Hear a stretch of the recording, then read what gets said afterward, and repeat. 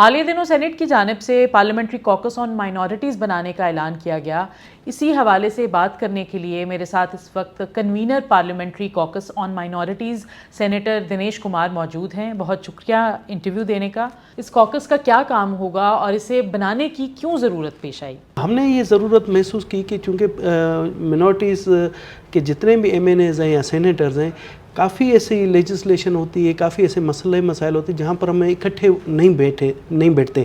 پاکستان کی اقلیتی برادری 1 کروڑ کے قریب، ان کے بہت سے مسائل ہیں کہ ہمارے دشمن ممالک نے بھی ایک پھیلایا ہوا کہ پاکستان میں ایک مذہبی انتہا پسندی ہے، شاید اقلیتوں کو ان کے حقوق نہیں دیے جا رہے ہیں، یا ان کی مذہبی جو عبادت گاہ ان پر کوئی پابندی ہے۔ اور اس پارلیمنٹری کوکس کے کیا اختیارات ہوں گے؟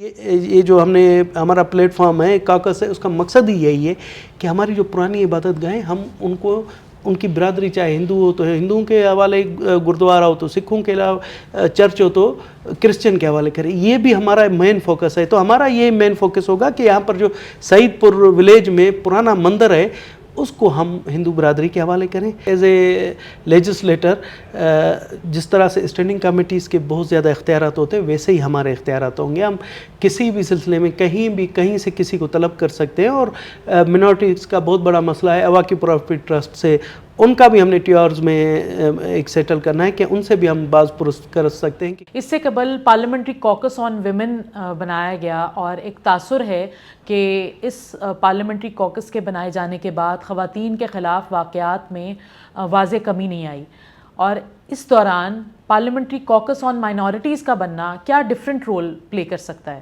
ہمارا جو ایک موقف ہے کہ جی آپ کم عمر لڑکیوں کے شادی کے حوالے سے کہ جی ایک دن میں وہ کرتی ہیں، پھر جو ان کی شادیاں کی جاتی ہے اور اچانک کہا جاتا ہے کہ انہوں نے اسلام کا، اس حوالے سے ہم کہتے ہیں کوئی نہ کوئی طریقہ کار ہو۔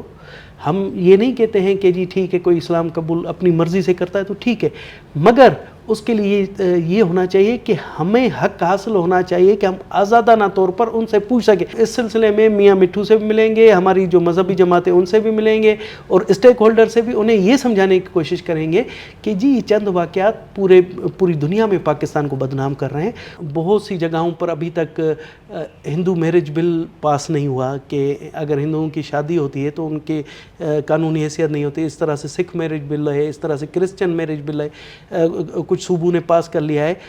اسی طرح سے سب سے جو اہم ہماری جو اقلیت برادری محسوس کرتی ہے وہ ایجوکیشن کے حوالے سے۔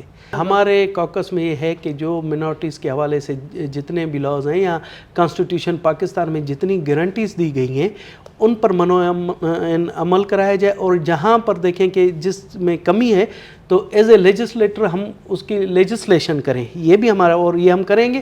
اور ساتھ میں 18th امینڈمنٹ کے بعد بہت سے اختیارات ہیں جو وفاق کے پاس نہیں، تو ہماری کوشش ہے کہ ہم یہی کوکس وہاں صوبوں میں بھی بنوائیں، اور وہاں ہم تمام مل کر اقلیتوں کے حوالے سے اس طرح سے کہیں کہ اقلیتوں کی شکایتیں کم سے کم ہوں۔